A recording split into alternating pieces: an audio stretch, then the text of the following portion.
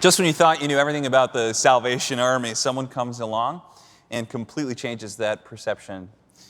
My guest today is Commissioner Jim Knaggs, along with his wife and Commissioner Carolyn.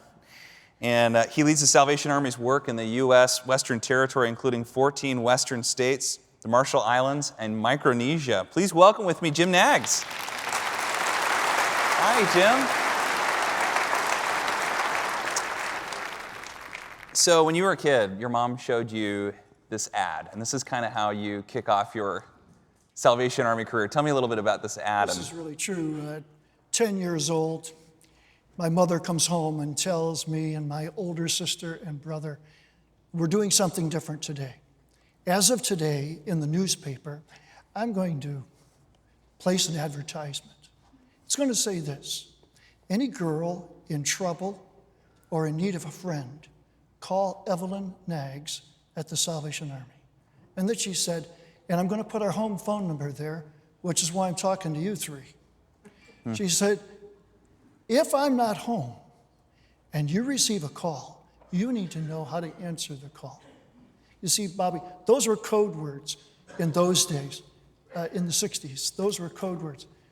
Any girl in trouble, that would be someone who's pregnant without a husband or a family to support her, or in need of a friend. That could even be somebody who's being abused. And so she was opening up sort of a hotline for the community. And it was our job to know what to do to answer the phone. Yeah, and I almost think that was almost like a boot camp for you. I mean, as a kid, you're learning what it means to help and connect with the wounds of others. How old were you? I was only 10. 10, yeah. So I'll never forget the first call. Yeah. And it was a young girl. She was 16. And she was calling from a phone booth, and she said, I'm really in trouble.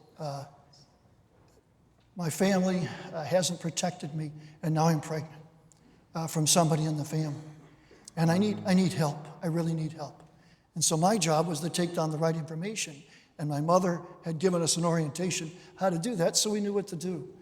And in the course of that, through the years, when those calls would come through, they were also backed up by occasional weekends when a girl or a mother and children would show up at our doorstep that my parents would bring home and say, okay, move out of the bedrooms, we've got company for the weekend.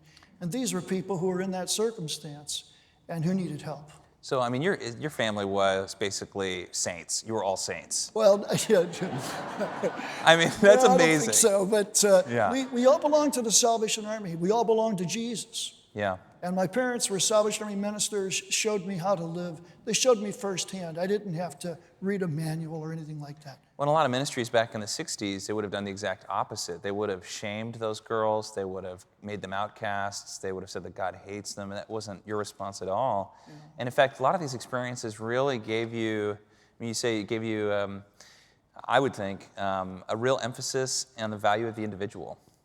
It absolutely did. It was only maybe a year later that the Holy Spirit spoke to me. Look, 11 years old is pretty young, but not too young to hear the voice of God. Yeah. And God spoke to me and said, look, I think I want you to do the same thing as your parents. So here I am. Here we are. So now, and it's wonderful, and it's so cool that you're actually carrying on your parents' heritage on this, and of course, Salvation Army's at 150 years. This is it. It's a big anniversary. We're off to a good start. Yeah, that's so. Great. I think so. It's great. Well, we're so grateful for you guys.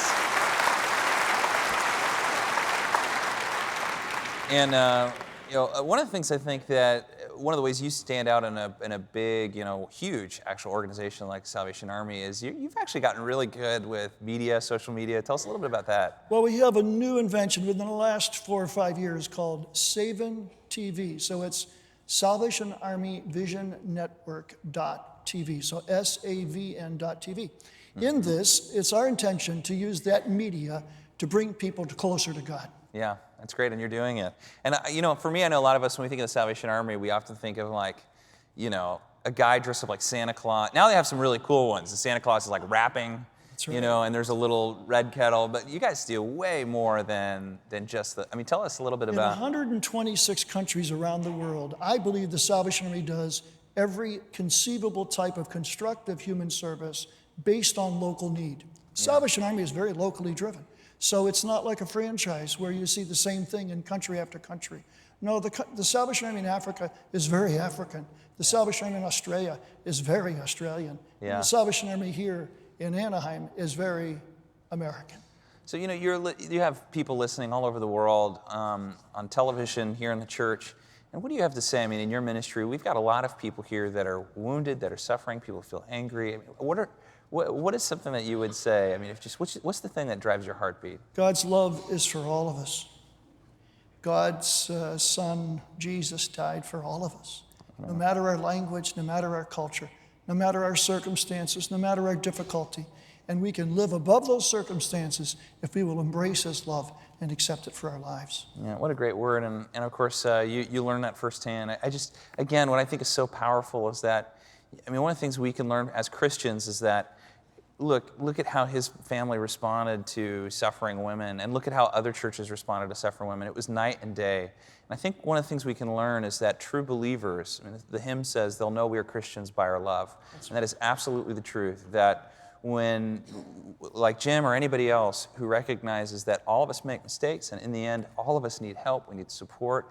Life is difficult, it's hard, and when we do it together and we love one another and we let the light of Christ shine in our hearts, we can make a big difference. Amen. And that's exactly what you're doing. That's what Salvation Army is doing. We're with you, Bob. How can we support you? How can we support Salvation Army? Look, I think together. I think let's have an intentionality to work together to serve God, because being independent isn't really the solution. We need to put our shoulders together and work together and share God's grace in powerful ways. Well, we here at Shepherd's Grove are 100% behind Salvation Army. We love you guys, and we're so thankful that the world has a Salvation Army, and we know it's a better place because you're in it. We're so grateful, Jim, that you were here. Let's give him a hand and thank him again for all that you're doing, Jim. We appreciate you so much.